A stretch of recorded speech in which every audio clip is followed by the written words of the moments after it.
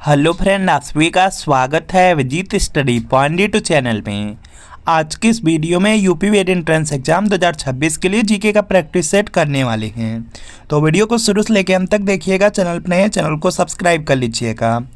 PDF के लिए Vijit study point Telegram channel को ज्वाइन कर लीजिएगा।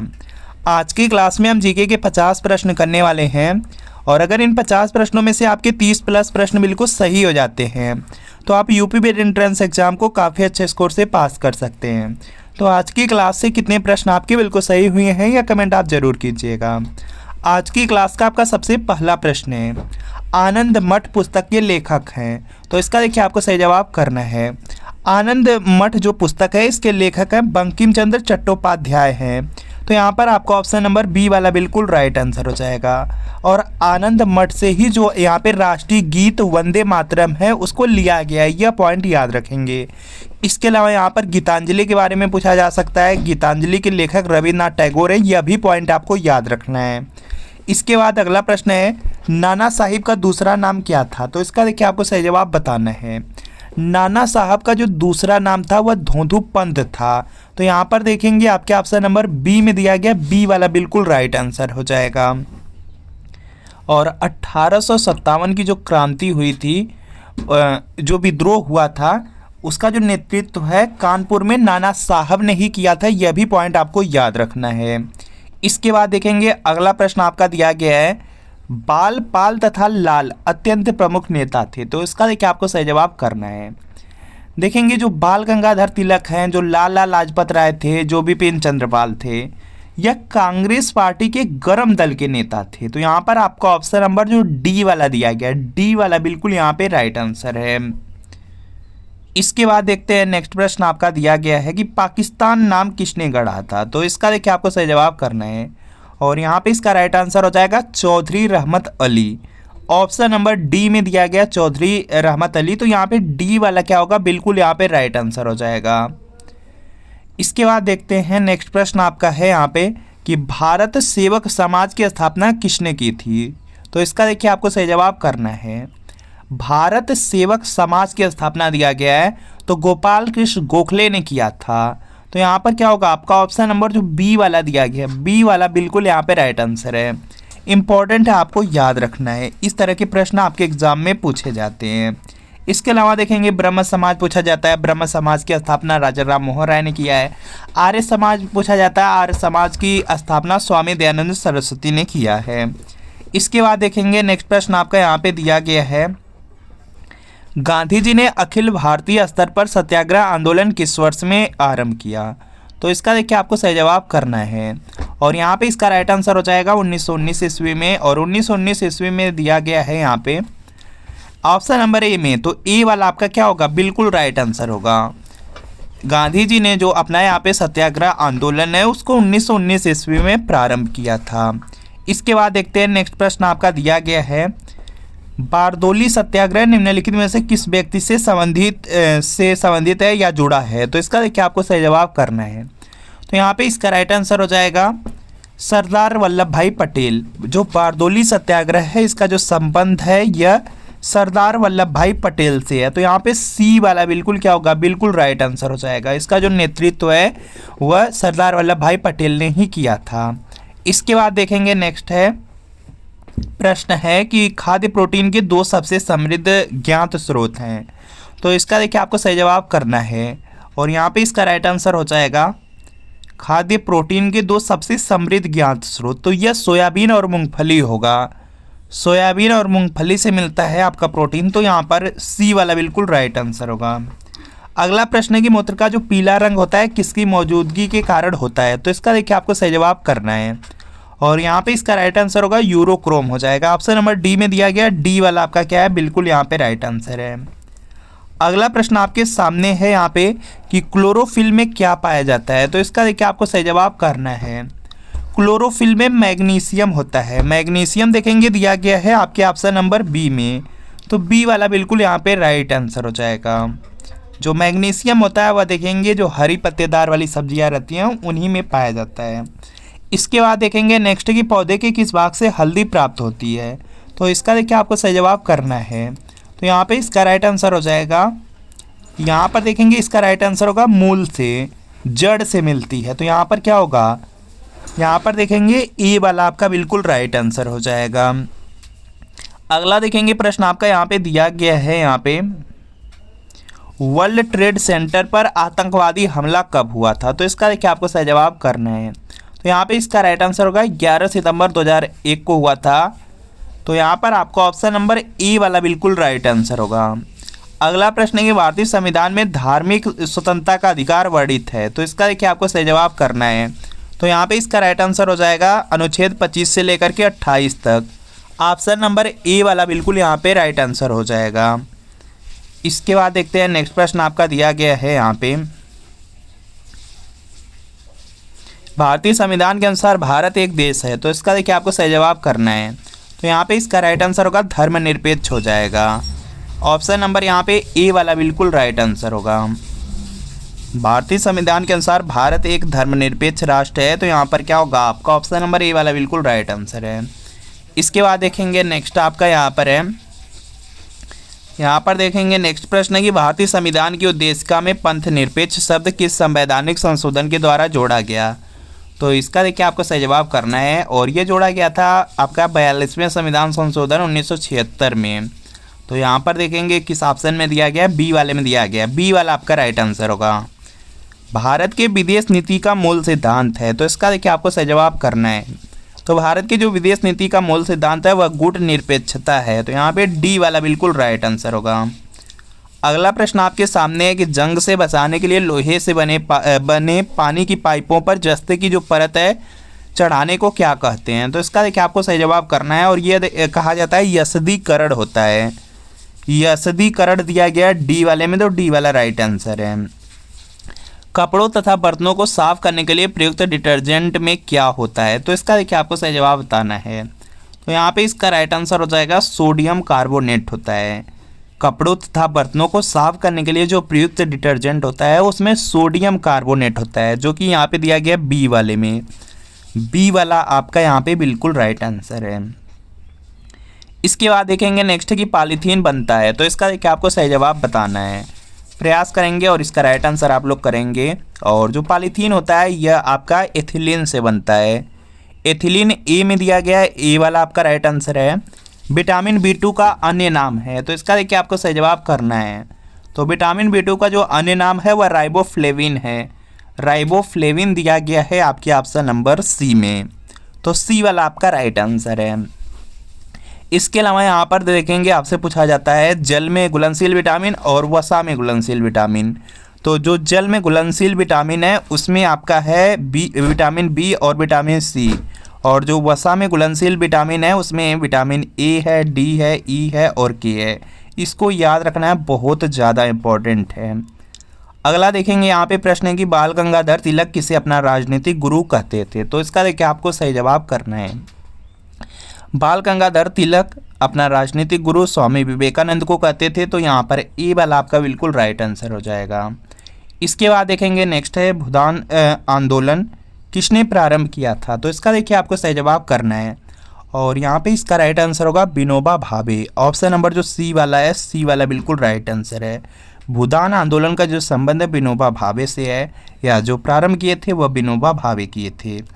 इसके बाद देखेंगे नेक्स्ट आपका है यहाँ पे प्रश्न आपका दिया गया है यहाँ पे 23 नंबर का है कि आज़ाद हिंद फौज का गठन कब हुआ था। तो इसका देखिए आपको सही जवाब करना है।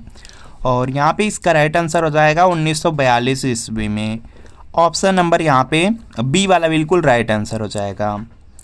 इसके बाद देखेंगे नेक्स्ट प्रश्न आपका दिया गया है यहाँ पर देखेंगे नेक्स्ट प्रश्न आपका दिया गया है कि निम्नलिखित में से कौन सा राजनीतिक अधिकार नहीं है। तो इसका देखिए आपको सही जवाब करना है।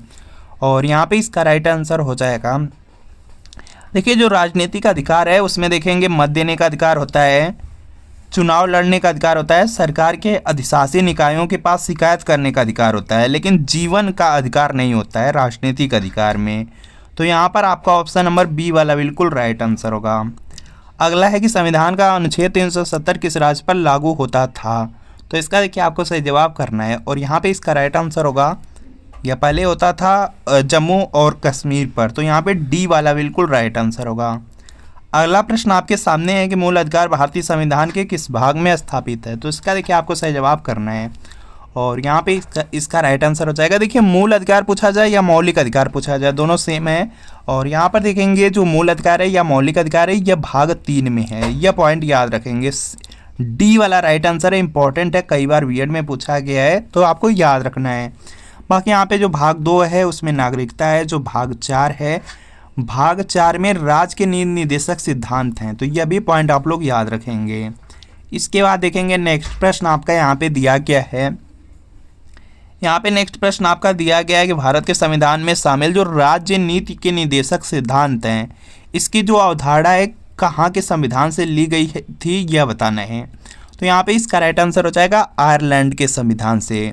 जो राजनीति के निर्देशक सिद्धांत हैं इसकी जो अवधारणा है आयरलैंड के संविधान से लिया गया है, तो डी वाला आपका बिल्कुल राइट आंसर है। अगला प्रश्न है कि एड्स का विस्तृत रूप चुनिए। तो इसका देखिए आपको सही जवाब करना है। तो यहाँ पे इसका राइट आंसर होगा एक्वायर्ड इम्यूनोडिफिशियंसी सिंड्रोम हो जाएगा, जो कि सी में दिया गया, सी वाला राइट आंसर है, कई बार बीएड में पूछा गया तो याद रखना है। ध्वनि मापक इकाई को कहते हैं, तो इसका देखिए आपको सही जवाब करना है। तो यहाँ पे इसका राइट आंसर हो जाएगा जो ध्वनि की मापक इकाई होती है वह डेसिबल होती है। तो डेसिबल देखेंगे किस ऑप्शन में है, डी वाले में है, तो डी वाला राइट आंसर है। 2011 की जनगणना के अनुसार अखिल भारत स्तर पर लिंगानुपात है, तो इसका देखिए आपको सही जवाब करना है। तो यहाँ पे इसका राइट आंसर हो जाएगा 943 यहाँ पे महिलाएं हो जाएंगी 1000 पुरुष पर। तो यहाँ पर आपका ऑप्शन नंबर ए वाला बिल्कुल राइट आंसर होगा। इसके बाद देखेंगे नेक्स्ट प्रश्न आपका है यहाँ पे कि दालें निम्नलिखित में से किसका उत्तम स्रोत होती हैं। तो इसका देखिए आपको सही जवाब करना है। दाल में प्रोटीन मिलता है, तो यहाँ पे प्रोटीनों का हो जाएगा, तो यहाँ पर आपका ऑप्शन नंबर सी वाला बिल्कुल राइट आंसर है। अगला देखेंगे प्रश्न के निम्नलिखित में से किसमें पर्याप्त विटामिन सी होता है। तो इसका देखिए आपको सही जवाब करना है। जो देखेंगे आंवला होता है, आंवला क्या होता है, खट्टा होता है और उसी में विटामिन सी होता है, पर्याप्त मात्रा में रहता है, तो ए वाला आपका राइट आंसर है। अगला प्रश्न है कि विटामिन बी की कमी से होता है। तो इसका देखिए आपको सही जवाब करना है। विटामिन बी की कमी से बेरी बेरी रोग होता है, तो यहाँ पे सी वाला ऑप्शन आपका बिल्कुल राइट आंसर हो जाएगा। बीएड में इजी भी आसान भी प्रश्न पूछा जाता है। बीएड में यह भी प्रश्न पूछा गया है कि विटामिन सी की कमी से कौन सा रोग होता है, तो इसका भी होता है। अगला है कि प्रकाश संश्लेषण के समय निकलने वाली गैस का क्या नाम है। तो इसका देखिए आपको सही जवाब करना है। प्रकाश संश्लेषण के समय जो निकलने वाली गैस है वह ऑक्सीजन है। ऑप्शन नंबर यहाँ पे बी वाला बिल्कुल यहाँ पे राइट आंसर है, इंपॉर्टेंट है, याद रखेंगे आप लोग। अगला देखेंगे, अगर आप यूपी बीएड एंट्रेंस एग्जाम को पास करना चाहते हैं तो Chakshu publication UP BEd entrance exam 2026 के लिए कला वर्ग के लिए बहुत ही महत्वपूर्ण स्टडी गाइड बुक लेकर आया है, जिसमें आपके 2700 प्लस महत्वपूर्ण प्रश्न आएंगे, एक आपका सॉल्व पेपर रहेगा।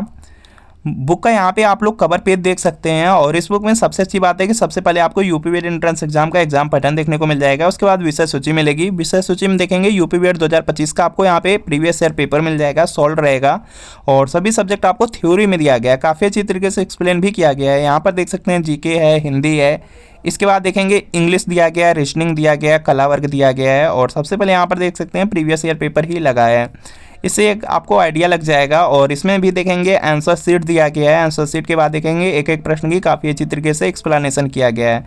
सभी सब्जेक्ट इसमें थ्योरी में दिया गया है, काफ़ी अच्छी तरीके से एक्सप्लेन किया गया है। तो इस बुक को आप लोग ऑनलाइन और ऑफलाइन दोनों तरीके से परचेज कर सकते हैं। अगर आपको ऑफलाइन परचेज करना है तो बुक स्टोर पर जा करके आपको यहाँ पे बुक का कवर पेज दिखा करके परचेज कर लेना है।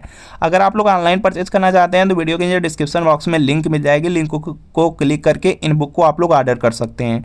और चक्षु पब्लिकेशन का यहाँ पे जो स्टडी गाइड बुक है इसी के साथ देखेंगे प्रैक्टिस सेट भी आता है यूपी बीएड के लिए, जिसमें आपको यहाँ पे 15 प्रैक्टिस सेट मिल जाएंगे, 9 सॉल्व पेपर मिल जाएगा, 3500 प्लस विकल्पी प्रश्न रहेंगे। और स्टडी गाइड बुक के साथ अगर आप प्रैक्टिस सेट भी ले लेते हैं तो आपको आपकी जो तैयारी है काफ़ी अच्छी हो जाएगी। इस पेड़ की छाल मसाले के रूप में प्रयोग की जाती है। तो इसका देखिए आपको सही जवाब बताना है। जो दालचीनी होता है, यहाँ पे दालचीनी जो पेड़ होता है उसी की छाल मसाले के रूप में प्रयोग की जाती है। तो यहाँ पर आपका ऑप्शन नंबर ए वाला बिल्कुल राइट आंसर है। जीवाश्म किस प्रकार के सेल में पाई जाती है। तो इसका देखिए आपको सही जवाब करना है और यहाँ पे इसका राइट आंसर होगा परतदार सेल में। ऑप्शन नंबर यहाँ पे बी वाला बिल्कुल राइट आंसर होगा। इसके बाद देखेंगे नेक्स्ट प्रश्न आपका दिया गया है कि ज्वार भाटा की उत्पत्ति का कारण है। तो इसका देखिए आपको सही जवाब बताना है। तो चंद्रमा का जो गुरुत्वाकर्षण होता है उसी के कारण ज्वार भाटा उत्पन्न होता है। तो यहाँ पे सी वाला बिल्कुल राइट आंसर हो जाएगा। अगला है, भारत में संपत्ति का अधिकार अब रह गया है। तो इसका देखिए आपको सही जवाब बताना है। तो यहाँ पे इसका राइट आंसर हो जाएगा, अब यह आपका कानूनी अधिकार हो चुका है, विधिक अधिकार हो चुका है। पहले देखेंगे भारत में जो संपत्ति का अधिकार था यह आपका मौलिक अधिकार था, लेकिन अब कानूनी अधिकार हो चुका है। तो सी वाला आपका बिल्कुल यहाँ पे क्या होगा, राइट आंसर होगा। इसके बाद देखेंगे नेक्स्ट प्रश्न आपका दिया गया है कि पुराणों की संख्या कितनी है। तो इसका देखिए आपको सही जवाब करना है और यहाँ पे इसका राइट आंसर हो जाएगा, पुराणों की संख्या 18 है। 18 देखेंगे आपके ऑप्शन नंबर ए में है, तो ए वाला राइट आंसर है। कौन सा वेद अंशतः गद्य रूप में भी रचित है। तो इसका देखिए आपको सही जवाब करना है और यहाँ पे इसका राइट आंसर हो जाएगा यजुर्वेद। जो यजुर्वेद है वह आपका गद्य और पद्य दोनों में है। तो यहाँ पर आपका ऑप्शन नंबर बी वाला बिल्कुल यहाँ पे क्या होगा, राइट आंसर हो जाएगा। सबसे प्राचीन वेद बीएड में 2 बार पूछा गया, ऋग्वेद हो जाएगा। भारतीय संगीत का जनक सामवेद है। सबसे बाद का वेद या जादू टोना वाला जो वेद है ये अथर्ववेद है। यह पॉइंट याद रखेंगे। इसके बाद देखेंगे अगला प्रश्न है कि उज्जैन का प्राचीन नाम था। तो इसका देखिए आपको सही जवाब करना है और यहाँ पे इसका राइट आंसर हो जाएगा, यहाँ पे अवंतिका हो जाएगा। ऑप्शन नंबर ए वाला बिल्कुल यहाँ पे राइट आंसर है। अगला प्रश्न है कि मीनाक्षी मंदिर कहाँ स्थित है। तो इसका देखिए आपको सही जवाब करना है। जो मीनाक्षी आपका यहाँ पे मंदिर है या आपका यहाँ पर हो जाएगा, यहाँ से मदुरै में है, मदुरै तमिलनाडु में है। तो यहाँ पर आपका ऑप्शन नंबर यहाँ पे बी वाला बिल्कुल राइट आंसर हो जाएगा। इसके बाद देखेंगे नेक्स्ट है, अनवर ए सुहेली ग्रंथ किसका अनुवाद है। तो इसका देखिए आपको सही जवाब बताना है। तो यहाँ पे इसका राइट आंसर हो जाएगा, पंचतंत्र का हो जाएगा। ऑप्शन नंबर ए वाला राइट आंसर है। अगला, नीति आयोग के जो पदेन अध्यक्ष होते हैं वह कौन होते हैं। तो यहाँ पे इसका राइट आंसर होगा प्रधानमंत्री। नीति आयोग के जो पदेन अध्यक्ष होते हैं वह प्रधानमंत्री रहते हैं। सी वाला राइट आंसर है। और योजना आयोग का नाम बदल करके नीति आयोग किया गया है और जो नीति आयोग की स्थापना है वह 1 जनवरी 2015 को हुई। यह भी पॉइंट याद रखेंगे। अगला प्रश्न है कि भारत में जो फेरा का स्थान है ले लिया है। तो इसका देखिए आपको सही जवाब करना है। तो यहाँ पे इसका राइट आंसर हो जाएगा, फेमा ने लिया है। ऑप्शन नंबर ए वाला आपका बिल्कुल यहाँ पे राइट आंसर हो जाएगा। यहाँ पे नेक्स्ट प्रश्न आपका यहाँ पर है, यहाँ पे नेक्स्ट है कि विश्व की सबसे चौड़ी जल संधि कौन सी है। तो इसका देखिए आपको सही जवाब करना है और यहाँ पे इसका राइट आंसर होगा डेविस जल संधि। ऑप्शन नंबर ए वाला आपका बिल्कुल राइट आंसर है। अगला प्रश्न है कि काला सागर किस देश के दक्षिण में स्थित है। तो इसका देखिए आपको सही जवाब करना है और यहाँ पे इसका राइट आंसर होगा रूस हो जाएगा। ऑप्शन नंबर यहाँ पे जो बी वाला दिया गया है, बी वाला बिल्कुल राइट आंसर है। अगला प्रश्न आपके सामने है कि कालाहारी मरुस्थल किस देश में स्थित है। तो इसका देखिए आपको सही जवाब करना है। जो कालाहारी मरुस्थल है वह बोत्सवाना में है। बोत्सवाना आपका डी में दिया गया है, डी वाला आपका राइट आंसर है। वर्ष 2017 का जो ज्ञानपीठ पुरस्कार है किसे दिया गया था। तो यहाँ पे इसका राइट आंसर हो जाएगा, यह मिला था कृष्णा सोबती को। अगला प्रश्न है कि WWW के आविष्कारक तथा प्रवर्तक हैं। तो इसका देखिए आपको सही जवाब बताना है। तो यहाँ पे इसका राइट आंसर हो जाएगा टिम बर्नर्स-ली। ऑप्शन नंबर यहाँ पे डी वाला बिल्कुल राइट आंसर हो जाएगा। जो WWW है इसके जो आविष्कारक हैं वह टिम बर्नर्स-ली हैं। तो डी वाला बिल्कुल यहाँ पे क्या होगा, राइट आंसर होगा। इंपॉर्टेंट है, याद रखना है। तो फ्रेंड आपको बताना है कि इन 50 प्रश्नों में कितने प्रश्न आपके बिल्कुल सही हुए हैं, या कमेंट आप जरूर कीजिए। अगर वीडियो अच्छा लगा वीडियो को लाइक करिए, चैनल पर नए चैनल को सब्सक्राइब कर लीजिए। मिलते हैं फ्रेंड आपसे नेक्स्ट वीडियो में।